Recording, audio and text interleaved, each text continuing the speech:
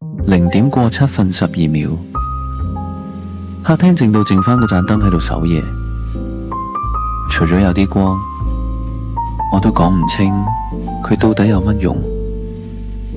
有時擺幾隻茶杯，有時擺2件細擺設，多數時候佢只係替我安放啲灰塵。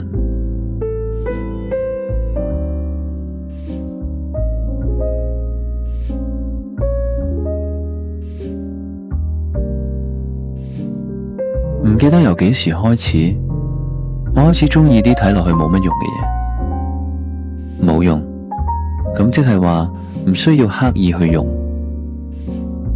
於是我一直俾嗰盞燈開住，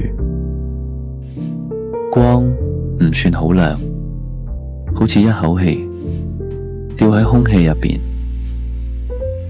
間唔中抬頭望一望，好似喺街角遇返一個好耐冇見嘅朋友。乜都唔使講，但好似大家都明白。